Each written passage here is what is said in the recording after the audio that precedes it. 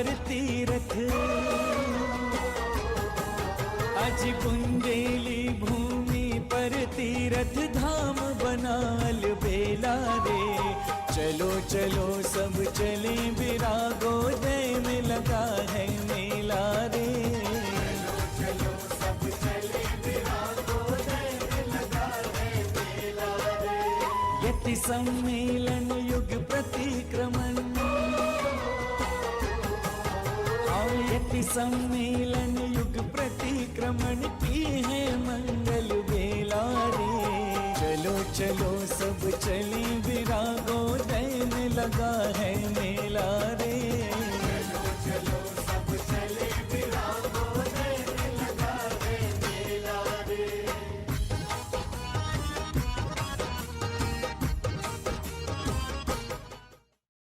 की रज गुरुवर तेरे दर, हाथ मंगल कलश साथ हम लाए हैं।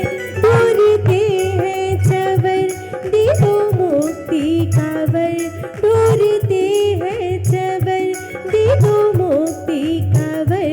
अर्जी इतनी सी चरणों में हम लाए हैं, पानी चरणों की रज गुरुवर तेरे। खुशियाँ मिलती है जीवन में हर पल, यादें रहती है चेतन की पल पल।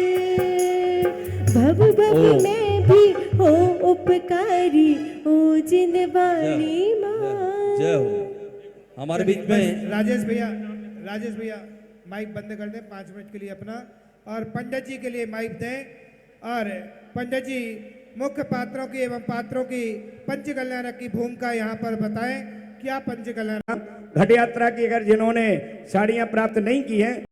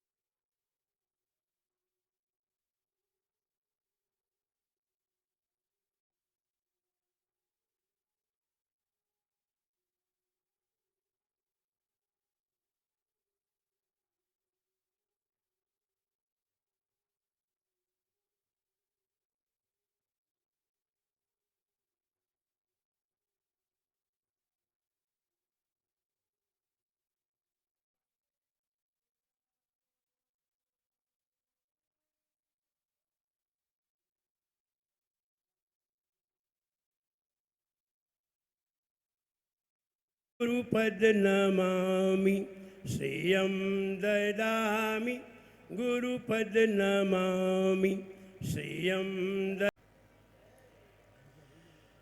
गुरुवर का जब दर्श मिले दिल में सुंदर दीप जले, गुरुवर का जब दर्श मिले दिल में सुंदर दीप जले, गुल जैसा तब हृदय खिले, गुल जैसा तब हृदय खिले, गुल जैसा तब हृदय खिले, गुल जैसा तब हृदय खिले, गुरुवर से गुणगान मिले, गुरुवर में भगवान दिखे, गुरुवर से गुणगान मिले, गुरुवर में भगवान दिखे, गुरु की नजरों में हो, गुरु की नजरों में सब ही नजर आए रे, गुरु चरणों की धूली हमें जब मिल जाए रे,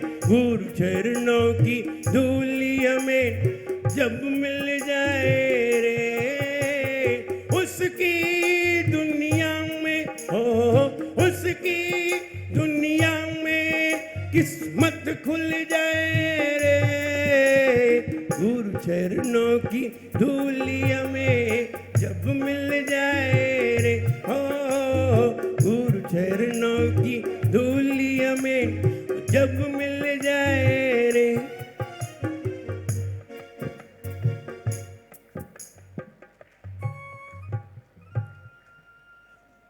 यहाँ गुरुदेव के जन्म स्थान पथरिया में गुरुदेव के चरणों में विरागोदय तीर्थ पर आकर मुझे गुरुदेव ने एक सेवा का अवसर प्रदान किया। मैं कहूं गुरुदेव का आभारी तो नहीं कह सकता हूं, आभारी तो सामान्य व्यक्तियों को कहा जाता है, गुरुदेव की कृपा कह सकता हूं। ये गुरुदेव की कृपा है कि गुरुदेव ने अपने नगर में मुझे सेवा का अवसर दिया। पहले गुरुदेव ने मेरे नगर में जाकर के पहले गुरुदेव ने मेरे नगर में जाकर के अपने ज्ञान को सब लोगों को दिया। यानी गुरुदेव ने मेरे ऊपर बहुत बड़ा उपकार किया, मेरे नगर पर उपकार किया, और आज गुरुवर ने अपने नगर में मुझे सेवा का अवसर प्रदान किया। ये मैं अपना सौभाग्य समझता हूं कि गुरुदेव ने ऐसा अवसर मुझे दिया। मुझे याद आता है जब श्रमणाचार्य विशुद्ध सागर जी महाराज, जब हम और दोनों मिलकर के साथ पूजन किया करते थे, तो आचार्य श्री का आगमन हस्तिनापुर से भिंड की ओर हो रहा था। तो हमने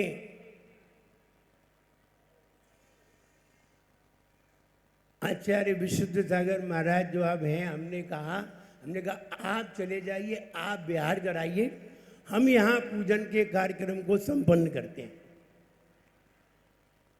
वहीं से जब आचार्य श्री हस्तिनापुर से जब भिंड नगर में पधारे और वहाँ वर्षा योग हुआ 1988 में,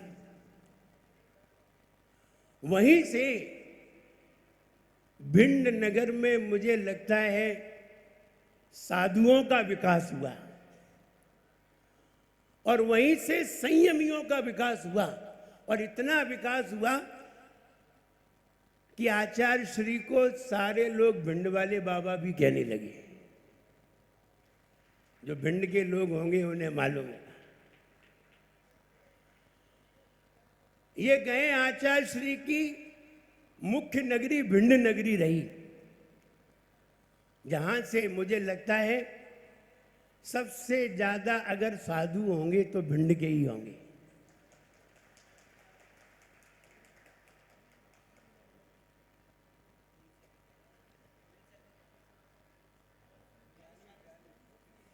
तो सबसे ज्यादा भिंड के ही होंगे, मुझे ऐसा लगता है।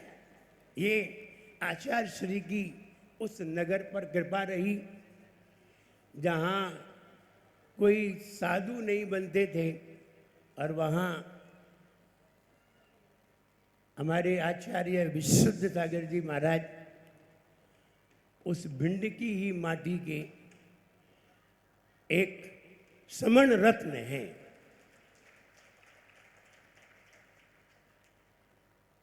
मुझे कल एक बात याद आ रही थी आचार्य श्री की भी, अब वो कह ही दें। यकीन हो या न हो, यकीन हो या न हो, पर बात तो यकीन की है। यकीन हो या न हो, पर बात तो यकीन की है। गुरु के जिस्म की माटी इसी जमीन की है। गुरु के जिस्म की माटी इसी जमीन की है, और हम वहीं एक तीर्थ पर पंच कल्याणक महोत्सव होने जा रहा है। आज युग प्रतिक्रमण का अंतिम दिन है, और आज पंचवर्षीय प्रतिक्रमण यहां होगा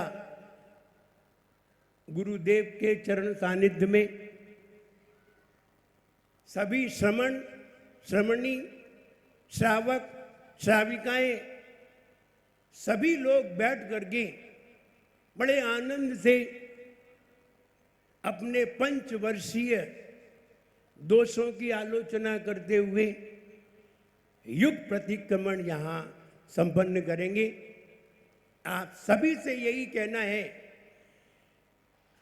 कि जब भी प्रतिक्रमण किया जाए हम सभी शुद्ध वस्त्रों में हों, और अगर शुद्ध वस्त्रों में ना हो तो कम से कम ऐसे वस्त्रों में हो जिन वस्त्रों को शुद्ध समझा जाता हो। पुरुष लोग सफेद वस्त्रों में जो कि शुद्ध माने जाते हैं, और महिलाएं अपनी ड्रेस में या अपनी वेशभूषा में उसका वो प्रतिक्रमण करें, जिससे कि हमारे मन में निर्मलता प्राप्त हो।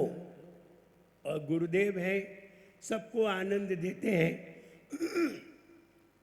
आज सवेरे कोई कह रहा था कि सभी लोग एक साथ बैठते हैं तो बड़ा आनंद आता है। तो हमने कहा आनंद उन्हीं को आता है जिनका नाम सिद्धों में आने वाला है, वरना साधुओं से मिलकर के किसी को आनंद भी नहीं आता। और जिन्हें साधु से मिलकर के आनंद आता है, सब एक साथ बैठते हैं आनंदित होकर के। इससे बढ़िया और दृश्य दुनिया में क्या हो सकता है। मुझे वो 4 लाइनें याद आती हैं गुरुदेव के लिए। ज्ञान देते हैं, ख्वाब देते हैं मेरे गुरुवर, ज्ञान देते हैं, ख्वाब देते हैं। ये मैं लाइनें इसलिए कह रहा हूं कि आचार्य श्री ने एक बार मुझे आशीर्वाद दिया था। अंग्रेजी में सर्वोदयी टीका लिखने के लिए बहुत मुश्किल काम था, लेकिन फिर भी मैं ये कहूं गुरुदेव के आशीर्वाद से वो भी संपन्न हो गया। कठिन कार्य था, और हम उसे बहुत कठिन इसलिए समझ रहे हैं कि हमने किन्हीं अन्य आचार्यों में ऐसी टीका लिखते हुए सुना नहीं है, इसलिए मुझे वो बहुत कठिन लग रहा था। लेकिन मैं ये कहूं गुरुदेव के आशीर्वाद से सब सफल हो गया। और कल आचार्य श्री की एक पुस्तक हमने देखने को आई, श्रमण प्रबोधिनी। तो मैंने गुरुदेव के चरणों में निवेदन किया, गुरुदेव ऐसा आशीर्वाद दो हम इसकी भी टीका लिख सकें। क्या जी? हाँ, टीका नहीं, अंग्रेजी ट्रांसलेशन, हम इसकी भी कमेंट्री लिख सकें।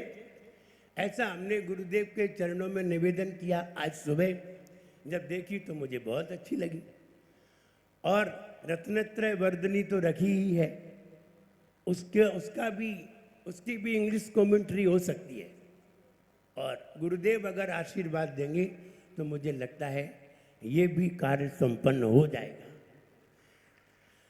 वो हमने कहा ना, गुरुदेव ज्ञान देते हैं, ख्वाब देते हैं, तो ये गुरुदेव के चरणों में ही ख्वाब आते हैं और कहीं नहीं आते।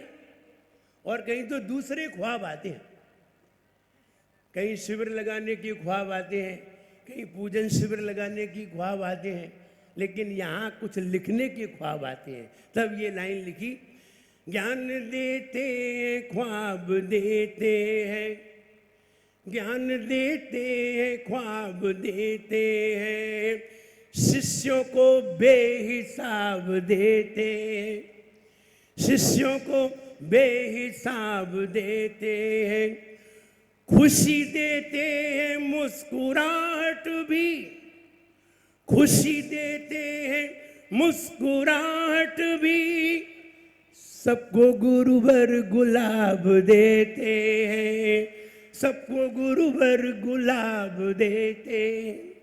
सभी के जीवन में महक बिखेर देते हैं। और जो नहीं महक रहा हो वो गुरुवर के चरणों में आकर के महकने लगता है। गुरुदेव कभी कभी कहने लगते हैं, आप कुछ कहते नहीं हैं। तो हमने कहा क्या कहें? फिर वो 4 लाइनें याद आती हैं, देखते देखते देखना हो गया। गुरुवर का दर्शन करते हैं, बस अब क्या कहें, क्या हम कहें, क्या गुरुदेव कहें? देखते देखते देखना हो गया, आपको देख कर आप में खो गया, आपको देख कर आप में खो गया। क्या कहा क्या सुना ये न मालूम हमें, क्या कहा क्या सुना ये न मालूम हमें, तू मेरा हो गया मैं तेरा हो गया, तू मेरा हो गया मैं तेरा हो गया। कहने को तो बहुत सारी बातें हैं। हमारे गुरुदेव ने जब हमने इस विरागोदय तीर्थ के चारों ओर 18 लिपियों के दर्शन किए, तब मुझे ये एहसास हुआ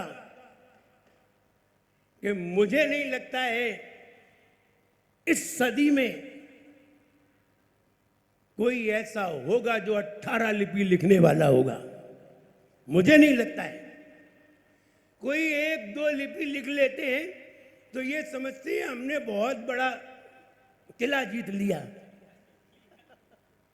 लेकिन हम जब गुरुदेव को देखते हैं, 18 लिपियां सामने लिखी हैं, हम उन्हें पढ़ नहीं सकते और गुरुदेव ने लिख करके सामने रख दिए। और निश्चित ये 18 लिपियां भगवान महावीर की दिव्य ध्वनि में जरूर होंगी। ये बात अलग है कि मेरे देखने में नहीं आई और गुरुदेव ने लिख दी है, तो भगवान महावीर की दिव्य ध्वनि में जरूर होंगी। और जब गुरुदेव के आशीर्वाद से हमें केवल ज्ञान होगा, तब हम इसका जरूर निरीक्षण करेंगे कि ये वाली कृतियां उसमें थी कि नहीं, और नहीं थी तो गुरुदेव कैसे लिख देते। गुरुदेव के ज्ञान में वही आता है जो भगवान महावीर के ज्ञान में आया है, जो भगवान आदिनाथ के ज्ञान में आया है, गुरुदेव के ज्ञान में वही आता है। अंत में 4 लाइनें मैं गुरु के चरणों में निवेदन करता हूँ और मैं यही भावना करता हूँ कि ये वाली लाइनें मेरे अंदर हमेशा रहें, हमेशा रहें। मैं रहता जिस्म में हूँ पर, संचालक महोदय अच्छे से सुने, मैं रहता जिस्म में हूँ पर जिस्म में जान है गुरुवर। मैं रहता जिस्म में हूँ पर जिस्म में जान है गुरुवर। मेरी आवाज है लेकिन सुरीली तान है गुरुवर। मेरी आवाज है लेकिन सुरीली तान है गुरुवर। गुरु की हर किरण में उच्चता हमको नजर आती। गुरु की हर किरण में उच्चता हमको नजर आती। तुम्हें कुछ भी लगे गुरुवर, तुम्हें कुछ भी लगे गुरुवर, मुझे भगवान है गुरुवर। तुम्हें कुछ भी लगे गुरुवर, मुझे भगवान है गुरुवर। गुरुदेव ने सर्वोदयी टीका संस्कृत में, रत्नत्रय वर्धनी टीका संस्कृत में 800 पेज में संस्कृत में टीका लिखना इतना सरल नहीं है, इतना सरल नहीं है। और चूर्णी सूत्र 3000, हम तो सोच के रह जाते हैं कैसे लिखेंगे और कैसे गुरुदेव लिख लेते हैं, न जाने कहाँ से समय को भी निकाल लेते हैं और लिख भी लेते हैं, सारे काम भी कर लेते हैं, सबको संभाल भी लेते हैं। मेरे दिमाग से तो परे है। और श्रवण प्रबोधिनी वो भी संस्कृत में हमने देखी, मुझे तो बड़ा आश्चर्य हुआ। मैं एक लिख लेता हूँ, यही समझता हूँ मैंने बहुत लिख लिया, लेकिन गुरुदेव ने कितना लिख दिया है, कितना गुरुदेव का हृदय विशाल है। हम यही कहें, ज्ञान देते हैं, ख्वाब देते हैं, शिष्यों को बेहिसाब देते हैं, खुशी देते हैं, मुस्कुराहट भी, सबको गुरुवर गुलाब देते हैं, सबको गुरुवर गुलाब देते। अंत में गुरुदेव के चरणों में विनम्रता पूर्वक, त्रय भक्ति पूर्वक मैं नमोस्तु करता हूँ और मुझे आगे भविष्य में ही इसी तरह सेवा का अवसर प्राप्त होता रहे, इस प्रकार का निवेदन गुरु के चरणों में निवेदित करता हूँ। जय बोलिए परम पूज्याचार्य गुरुवर श्री विराट सागर जी गुरुदेव की। बोलिए पूज्य गुरुदेव आचार्य विनम्र सागर जी महाराज की।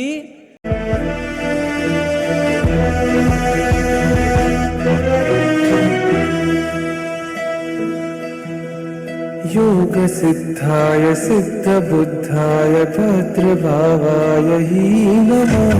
विश्वपूज्याय पूज्य भावाय शरणखण्डाय ही नमः। नागीश्वराय वागम्भीराय वाग्मिताय ही नमः। गुरुदेवाय गुरुवक्त्राय गुरुचरणाय ही नमः। परब्रह्माय ब्रह्मरूपाय रूपशुद्धाय ही नमः। गुरुदेवाय गुरुवक्त्राय गुरुचरणाय ही नमः। परब्रह्माय ब्रह्मरूपाय रूपशुद्धाय ही नमः।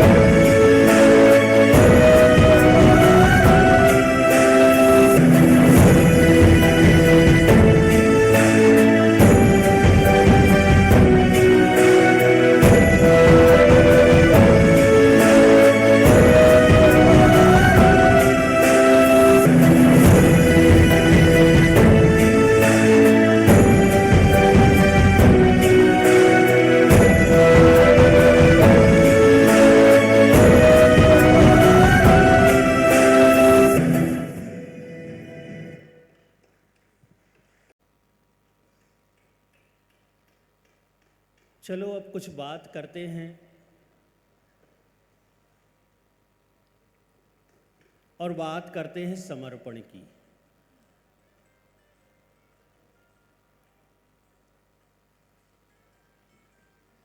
गुरुदेव की ये नगरी है,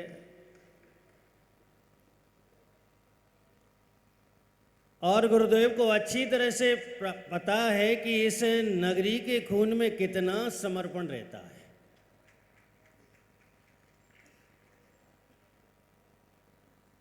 क्योंकि जब हम लोग संघ में आए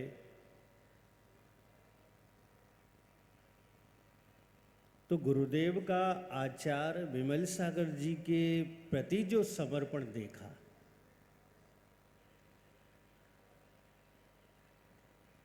और साक्षात आंखों से पन्ना में मैंने उनका समर्पण देखा,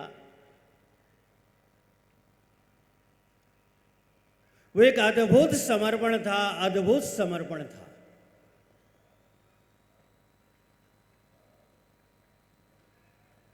हम लोग जो कुछ भी सीखते हैं, आप लोगों को ऐसा लगता होगा कि हम लोग पास में नहीं हैं, पर कैसे सीख लेते हैं।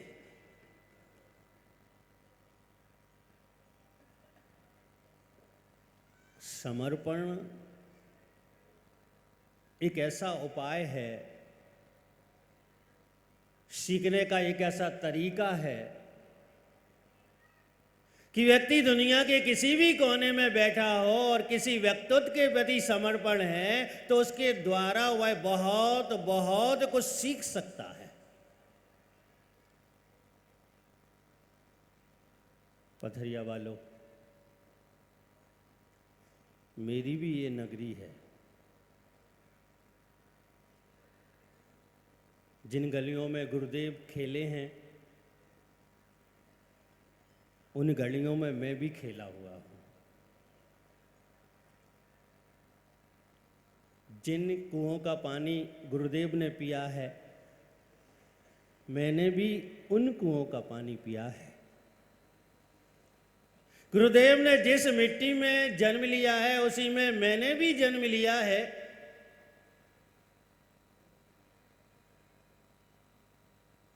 लेकिन मैं सोचता हूं कि एक ऐसा समय था जब गुरुदेव गृहस्थ अवस्था में अपनी बुआ के यहां आते थे तो सबसे पहले मुझे ही बुलाते थे। गुरुवर, आपको याद नहीं होगा तो मैं याद करा रहा हूं आपको। सबसे पहले वो मेरा नाम लेते थे, मुझे बुलाते थे और बाजार ले जाते थे।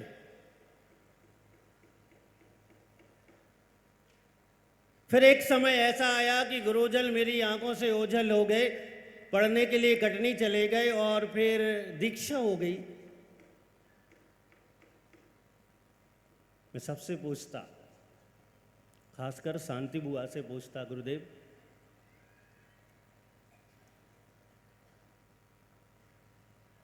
कि वो कहाँ चले गए। वो कहते वो महाराज बन गए। फिर उन्होंने मुझे एक तस्वीर दी जो ब्लैक एंड वाइट थी, किसी पत्रिका की थी कि ये जिनको तुम पूछते हो उनकी ये तस्वीर है। और मैं उस तस्वीर को लेकर सबको बताता कि ये मुझे ऐसा करते थे, ये मुझे ऐसा करते थे, और आज ये महाराज बन गए, आज दिगंबर मुनि बन गए। भव्य आत्माओं, वो फोटो आज भी मुझे याद आती है, क्योंकि उस फोटो ने ऐसी प्रेरणा दी, ऐसी प्रेरणा दी कि गुरु चरणों से मुझे जोड़ दिया। पहले मैं अरविंद से जुड़ा हुआ था और उस फोटो ने मुझे गुरु से जोड़ दिया। जब वो फोटो मुझे मिली थी, मेरी उम्र 15 साल की होगी लगभग, और मैंने उस फोटो को देख देख कर ये निर्णय कर लिया था कि अगर मैं मुनि बनूंगा तो इन्हीं के चरणों में बनूंगा। पथरिया के बहुत से लोगों को ये बात पता है। गुरुदेव तो दूर थे, हमारा जाना नहीं हुआ, लेकिन इस एरिया में आचार्य विद्यासागर जी महाराज के शिष्य और वो स्वयं विराजमान रहते थे और मैं उस संघ से जुड़ा भी था। पथरिया के लोगों को पता है कि मैं कितनी गहराई से उस संघ से जुड़ा हुआ था और सब मुझसे कहते थे कि तुम यहां क्यों नहीं आ रहे हो? जिन्हें देखा नहीं, जिनसे आज तक बात नहीं हुई, वहां जाने की बात क्यों कर रहे हो? तो मैं एक बात कहता था कि वहां जाने की बात इसलिए कर रहा हूं क्योंकि मेरा मन, मेरी आत्मा उनसे जुड़ी हुई है, इसलिए वहां जाने की मैं बात कर रहा हूं। आरिका रिजुमती माता जी का चतुर्मास था गुरुदेव। उन्होंने मुझे अपने कक्ष में बुलाया और मुझसे कहा कि मुनि बनना है। मैंने कहा हाँ, मन तो है। उन्होंने कहा मैं पत्र लिखता हूँ, आचार्य के पास चले जाओ। मैंने माता जी से हंसते हुए कहा मैंने पत्र कहीं और भेज दिया है। मैंने यही बात उन्होंने कही कि मैंने पत्र कहीं और भेज दिया है, भले ही कलम से ना लिखा हो, भले ही कागज पर ना लिखा हो, लेकिन मन से ऐसा पत्र लिखा है, वह आचार्य गुरुदेव विराग सागर जी के पास भेज दिया है और मैं जब भी मुनि बनूंगा तो उन्हीं के पास ही बनूंगा।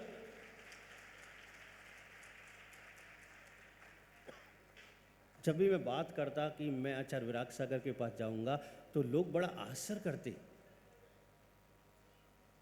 कि यहाँ इतना विशाल संघ है, इतना प्रभावक संघ है और उस संघ से तुम जुड़े हुए हो, फिर वहाँ क्यों जाना चाहते हो? लेकिन बचपन जहाँ बीता है वहाँ बचपन भी व्यतीत करने का भाव था। गुरुदेव आपके ही कारण, पहले आपकी फोटो के कारण मैं पथरिया से दूर हो गया, फिर आपके कारण पथरिया से और दूर हो गया। गुरुदेव, मैं ये स्वीकार करता हूं, अगर मेरे जीवन में जितना भी अच्छा है वो सिर्फ आपका दिया हुआ है।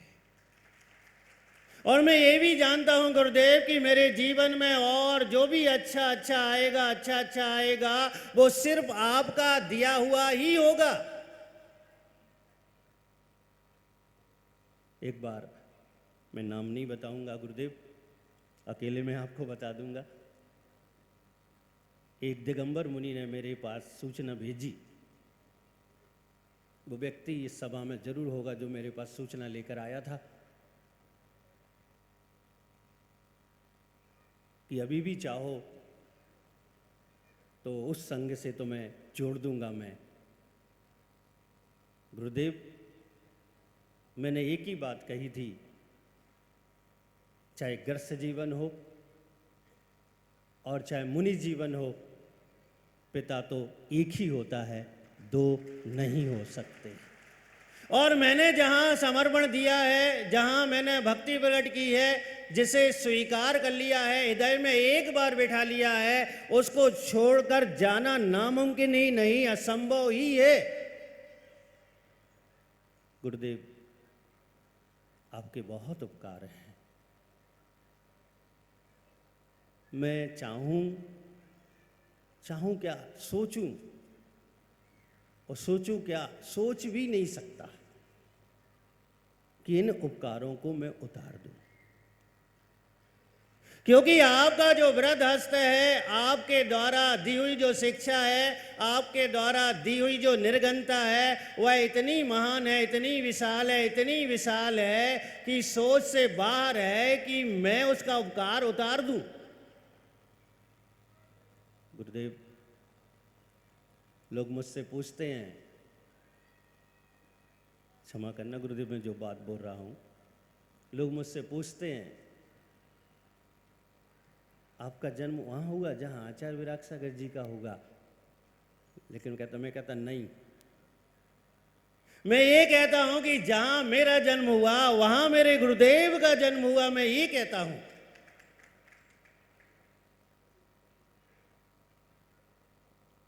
क्योंकि जब ये बात कहता हूं तो अपने आप में समर्पण प्रकट होता है। गुरुदेव, मैं थोड़ा कम बोलता हूं, औपचारिकताओं में ज़्यादा विश्वास नहीं रख पाता हूं, तो आपको ऐसा लगता होगा कि कहीं कोई बात तो नहीं है। बात तो बहुत सारी होती है, लेकिन गुरुदेव ये पक्का है, ऐसी कभी कोई बात नहीं होगी कि आपके प्रति समर्पण ना हो। ये पथरिया का पानी है गुरुदेव, पत्थर मजबूत होता है। अगर अच्छाइयों की दृष्टि से देखा जाए तो पत्थर इतना मजबूत होता है, इतना मजबूत होता है कि जहां एक बार लग जाता है, जहां एक बार टच हो जाता है, एक बार जहां समर्पित हो जाता है, तो वह आसानी से अलग होता ही नहीं है, होता ही नहीं है। अब कहा गया कि 5 मिनट बोलो, मैंने इशारा कर दिया गुरुदेव को। अपने गांव में और गुरु महिमा गाओ और 5 मिनट। अच्छा बताओ आप लोग, सही है क्या ये? बिल्कुल भी सही नहीं है। सुबह 7 बजे माइक देते गुरुदेव और कहते शाम को 7 बजे तक बोलो, तो कम होता। अगर वो कहते कि सुबह 7 बजे बैठ जाओ और शाम के 7 बजे तक बोलते रहो, तो भी कम होता। और गुरुदेव, पंख आपने दिए हैं, शब्द आपने दिए हैं, ये प्रवचन की कला, ये बोलने की कला, ये समझने की कला, ये लिखने की कला किसने दी है? अगर समझने वाला है और सीधा साधा समझने वाला है तो स्पष्ट समझ में आता है कि शिष्यों के पास जो भी होता है वो मात्र दूसरे का होता है, दूसरे का होता है। और वो होते हैं गुरु, होते हैं वो गुरु का दिया हुआ होता है, मात्र वह गुरु का होता है। भव्य आत्माओं, गुरुदेव ने जलबिंदु काव्य लिखा। मुझे अच्छी तरह से याद है कि प्रारंभिक अवस्था में जब मैं संघ में आया और ललितपुर चतुर्मास की शायद बात है, गुरुदेव एक कविता लिखते और कभी कभी संघ को सुनाते, कभी कभी संघ को सुनाते। मुझे आज भी कुछ शब्द यानी उसका भाव स्मरण है कि गुरुदेव ने उस जलबिंदु काव्य में भली बिंदु से शुरू किया हो, लेकिन उस काव्य को उन्होंने सिंधु तक पहुंचाया है। और अगाध शिक्षाएं और अगाध विश्लेषण और अगाध उसमें लोगों के कल्याण की बातें अवतरित की हैं। भव्य आत्माओं, मुझे पता है अब गुरुजी सोच रहे होंगे कि विनिश्चय सागर ने बोल लिया, अब छुट्टी। ऐसा नहीं होगा गुरुदेव, इतना अधिकार तो बनता है हमारा, क्योंकि हम इस नगर के हैं कि आपसे निवेदन कर सकते हैं। इसलिए समय कम है, मेरी आधी बात हुई है, आधी भी नहीं हुई है, 25% उतनी भी नहीं हुई है, 10% वही है। मुझे तो और बोलना है, और बोलना है। बस कृपा आपकी, निवेदन आपसे, आज्ञा आपकी, अनुमति आपकी। जब मिलेगी तो इससे आगे पुनः बात करेंगे। जय बोलिए गुरुदेव आचार्य श्री विराग सागर जी महाराज जी की। राजेश में भारती जैन पथरिया, यतिका जैन चारू पथरिया, परी जैन गुनौर और सानू जैन मड़ावरा आराध का सराफ पथरिया, जिया जैन पथरिया, ये मुख्य अष्ट कुमारियां हैं। ठीक 12 बजे हमारे कलाकार उमेश भाई से मिलेंगे, सारे मुख्य पात्र सौ धर्मेंद्र आदि सभी। एक बार जोरदार तालियां बजाएं। इस महोत्सव के मुख्य पात्र माता पिता परिवार गुरु चरणों में श्रीफल अर्पित कर रहा है। और नमः सिद्धिभ्यः।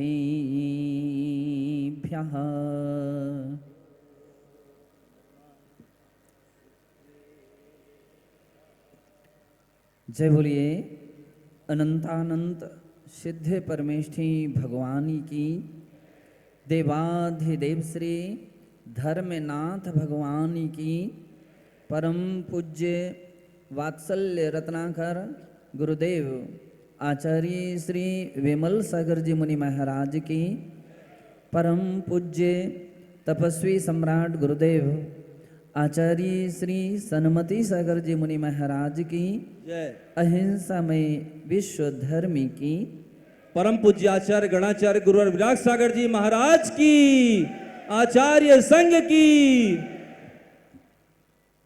बंधु, आज चतुर्दशी है, 14 का दिन है और शनिवार का दिन है।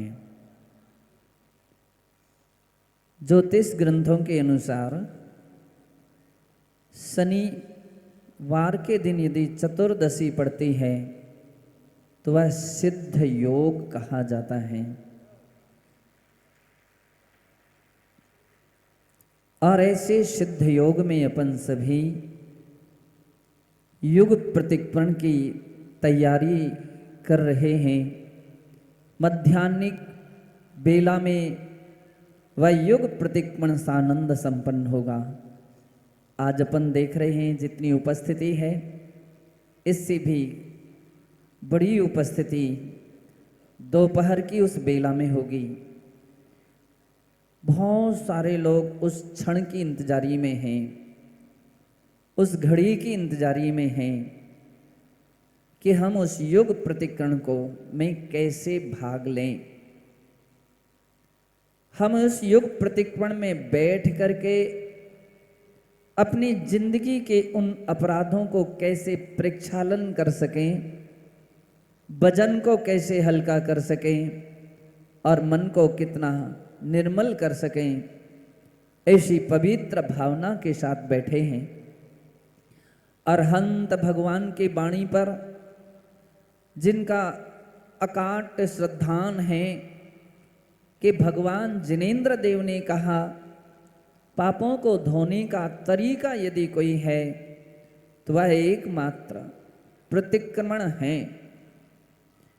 प्रतिक्रमण गणधर परमेष्ठी के द्वारा निर्मित माना जाता है।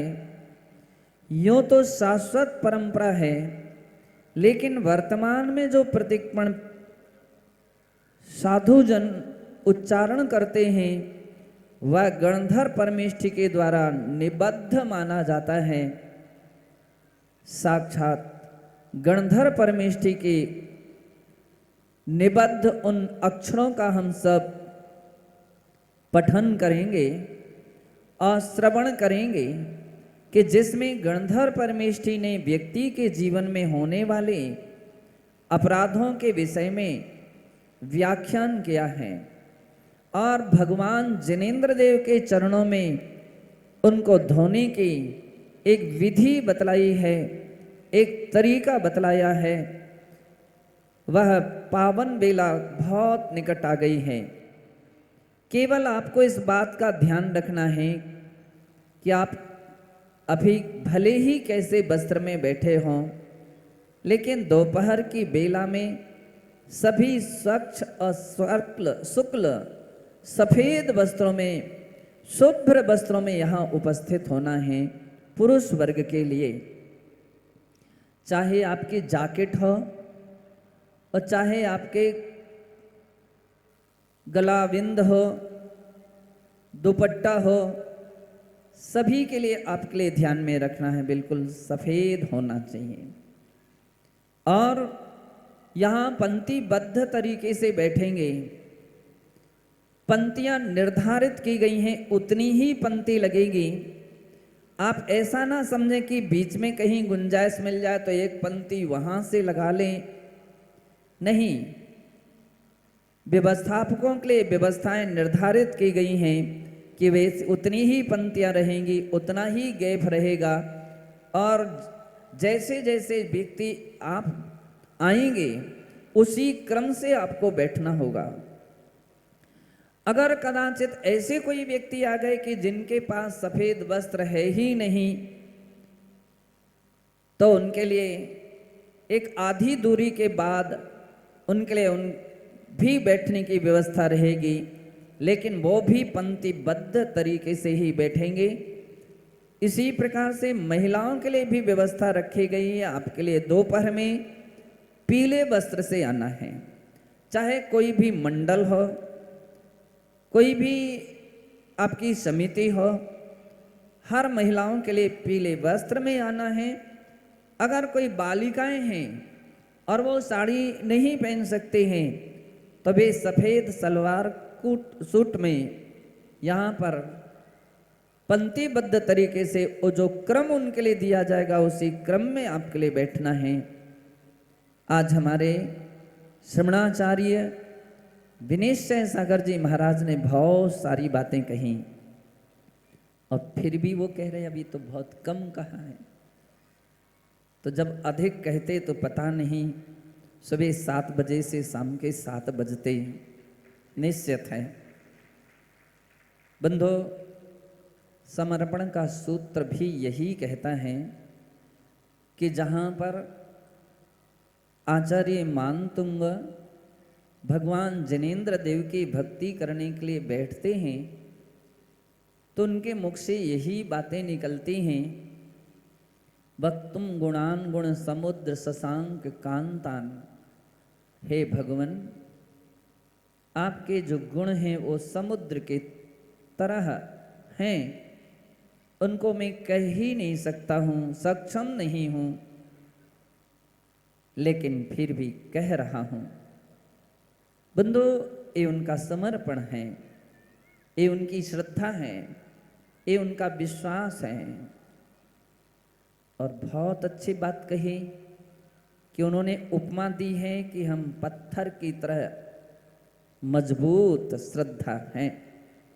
दुनिया की श्रद्धा एक ऐसे बिना चिमनी के हवा में रखे हुए दीपक की तरह होती हैं। थोड़ी सी ही झोंका लगता, थोड़ी सी कोई फूंक दे तो वह बुझ जाती है। यह उनका संकेत है। हमारी श्रद्धा, हमारा समर्पण एक ऐसा होना चाहिए कि जो कितनी फूंक से नहीं, तूफानी हवाएं भी क्यों ना आएं, तो भी वह दीप अखंड बना रहे और वो कभी भी बुझ ना सके। सच्चे देव, सच्चे सास, सच्चे गुरु के प्रति हमारा ऐसा समर्पण होना चाहिए। दुनिया के कितने भी लोग थोड़ा सा लालच दें, टुकड़े डालें, और अगर कोई पूंछ हिलाने लग जाए तो समझ लीजिए पूंछ हिलाने वाला कौन कहलाता है। समझते हैं विवेकी ज्ञानी पुरुष, सच्चे समर्पित व्यक्ति किसी के टुकड़े के मोहताज नहीं होते हैं। वे संकट में समय गुजार सकते हैं, जीवन व्यतीत कर सकते हैं, लेकिन बंधो, सच्चे शिष्य किसी टुकड़े के मोहताज नहीं होते। वे किसी दूसरे के लिए भी इस प्रकार के टुकड़े डाल करके मोहताज नहीं करते हैं, क्योंकि अगर टुकड़े डाल करके किसी के लिए मोहताज भी किया जाएगा तो वह तभी तक मोहताज रहेगा जब तक कि वो टुकड़ा आपके हाथ में होगा। और जैसे ही वह आप हाथ खाली हो जाएंगे वो आपको छोड़ करके किसी दूसरे की ओर चला जाएगा। हम सब शिष्य साधुओं के लिए यह बहुत बड़ी शिक्षा है कि दुनिया में कितने भी लोग लोभ दें, लालच दें, तो भी अपनी श्रद्धा, अपना समर्पण कम नहीं होना चाहिए, अपना विश्वास कभी कम नहीं होना चाहिए। ठोकर भी लगे। आचार्य महाराज शिवकोटि मुनि महाराज ने भगवती आराधना में इस बात के लिए भी कहा, ताड़न करे भी तो वो भी गुरु श्रेष्ठ हैं। ताड़न करके और वो हमारा भला कर दे, उससे बढ़कर के कोई श्रेष्ठ गुरु नहीं हो सकता। वे गुरु नहीं है जो केवल प्रशंसा के बल पर और लोभ दे करके उसके बल पर अगर किसी व्यक्ति को अपनाते हैं, वो कोई सही मायने में गुरु नहीं है। क्योंकि उसमें तो क्षणिक व्यवस्था मिल सकती है, सम्मान मिल सकता है, लेकिन कर्मों का क्षय, कर्मों की निर्जरा, कर्मों का संवर और निर्वाण की प्राप्ति नहीं हो सकती है। बंधु, यह सत्य है कि कभी कभी महाराज लोग ये सोच लें कि महाराज ने हमारी तो कोई सम्मान ही नहीं रखा, प्रशंसा ही नहीं की, हमारा गुणगान भी नहीं सुना, अवसर भी नहीं दिया। ये सत्य है। बतलाते हैं, नीति है कि पिता पुत्र की ज्यादा उसके सामने प्रशंसा ना करे, सामने प्रशंसा ना करे, लेकिन पीठ पीछे भरपूर प्रशंसा करे, ताकि बेटा अच्छे रास्ते पर चलता रहे और अपनी तरक्की करता रहे। टीचर अपने छात्रों के सन्मुख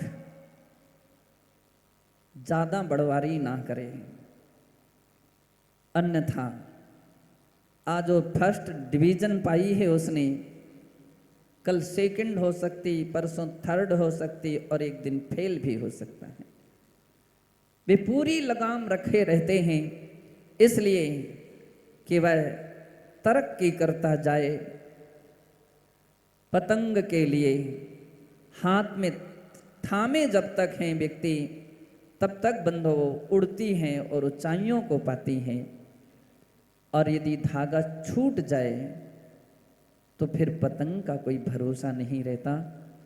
कभी कभी किसी महाराजों के मन में, माताजियों के मन में ऐसी बात कभी नहीं आती है, ये तो मेरा विश्वास है। वे समझते हैं कि गुरु का कंट्रोल ही हमारे लिए उठाता है। और ये समझ लीजिए कि आप लोगों के लिए नहीं कह रहा हूँ, ये बात तो मैं भी अपने गुरुदेव की बात अपने ऊपर घटित कर रहा हूँ कि हमारे गुरुदेव जब हम लोगों को कंट्रोल करते थे, जितनी बार और जैसे जैसे उन्होंने कंट्रोल किया, हमारा जीवन उतना उतना उठता रहा। बंधु, गुरु की कृपा बहुत बड़ी होती है। मुझे मालूम है कि अपन जितना भी आयोजना कर रहे हैं, हम लोग जितना सोच रहे हैं उससे भी आगे का काम हो जाता है। जहाँ लोग हताश हो जाते हैं, बंदो वे काम हमारे मजबूत रहते हैं, और मजबूत रहता हूँ वे काम सफल हो जाते हैं। इसके पीछे केवल गुरुदेव हैं। श्रीमद् जैनेन्द्र पंचकलना युग प्रतिक्रमण यति सम्मेलन का शुभारंभ हुआ तो मैंने पहले से ही गुरुदेव को यहाँ आह्वान कर लिया और उनको स्थापित कर दिया और सारी बागडोर उनके हाथ में सौंप दी और कहा कि हे गुरुदेव, ये मेरा नहीं, ये सारा कार्यक्रम आपका है और आपको ही इस कार्य को करना है। बंधु, मुझे खुशी है, गुरुदेव स्वप्न में भी आते हैं और आशीर्वाद देते हैं, कार्य के लिए प्रगति की बात कहते हैं, सही संकेत देते हैं और उसी की उपलब्धि हमारे जीवन में है कि अपन लोग उठते चले जाते हैं। हर शिष्यों के लिए अपनी ऐसी ही श्रद्धा और भक्ति के द्वारा अपने जीवन को विकसित करना चाहिए। याद रखिए, आज तक जितने भी लोगों की वृद्धि और विकास हुआ है, आप उनके इतिहास के पन्ने खोलो, उनके पुराने जीवन की बात देखो, तो उनके पीछे केवल गुरु भक्ति दिखेगी। परम पूज्य तपस्वी सम्राट गुरुदेव आचार्य सन्मति सागर जी महाराज से ऊदगांव के वर्षा योग के बाद जब हम लोग बिहार करने लगे, तो मैंने उनसे पूछा कि गुरुदेव, मेरे से कोई इतने दिनों में कोई गलती हुई हो, आपको दिखी हो तो मुझे बतला दें, हम उसकी सुधार करेंगे, आप मुझे बतला दें। महाराज मुस्कुराए और मेरे सिर पर हाथ रख दिया। मैंने कहा, गुरुदेव, कोई अच्छाई हो तो वो भी मुझे बतला दो, जो हमारे पास अभी ना हो। गुरुदेव ने कहा, विराग सागर, तुम्हारे लिए यदि उठाया है आज तक, तो तुम्हारी गुरु भक्ति ने उठाया है। यही गुरु भक्ति तुम्हारी स्थायी रहेगी और तुम्हारी ये गुरु भक्ति तुम्हारे लिए उठाती रहेगी। कुछ दिन पहले कोई व्यक्ति मेरे पास यंत्र कुछ लेकर के आया, आपकी वो कुछ ऊर्जा शक्ति देखना चाहते हैं। मैंने कहा, देख लीजिए, पॉजिटिव ऊर्जा, अलग अलग ग्रह, इस ग्रह उस ग्रह उस ग्रह, सब ग्रहों में देखा। गुरु ग्रह पर जब बात आई तो बहुत जल्दी वो घूम रहा था वो यंत्र। बोले, महाराज, गुरु की कृपा आप पर बहुत बहुत अधिक है। मैंने कहा, क्यों नहीं होगी? गुरु कभी कृपा नहीं करते, एक बात ध्यान रख लीजिए, मेरा विश्वास है गुरु कभी कृपा नहीं करते हैं, हम कृपा पात्र बनते हैं। हम ऐसा काम करते, इतना काम करते, इतना झुकते हैं, तो सहज ही गुरु की कृपा बरसने लगती है। बंधु, हम अपनी जिंदगी में एक ऐसा काम करके जीवन को सार्थक और सफल बनाएं, इसी भावना से जय बोलिए पारसनाथ भगवान की। आज एक बात और मुझे खुशी हो रही है कि श्रीमद् जैनेन्द्र पंचकर्णक प्रतिष्ठा महामहोत्सव के मुख्य पात्र, मुख्य माता पिता आज अपने बीच में उपस्थित हो गए हैं। आज सौधर्मेंद्र, यज्ञ नायक, कुबेर आदि आदि सभी लोग उपस्थित हो गए हैं। मैं तो ये सोच रहा था कि उनको हम तब सभा में उपस्थित करते, मंच में पूरी ड्रेस वेश के साथ उनके लिए उपस्थित करते और जनता को दिखाते कि हमारे माता पिता हैं, ये सौधर्मेंद्र हैं। राजेश भैया, कल जरूर ध्यान रखना, कल अपन उसी ड्रेस वेश के साथ अपन यहाँ पर उनको प्रस्तुत करेंगे और जगत लोगों के लिए अपन परिचय कराएंगे कि माता पिता तीर्थंकर भगवान के हैं।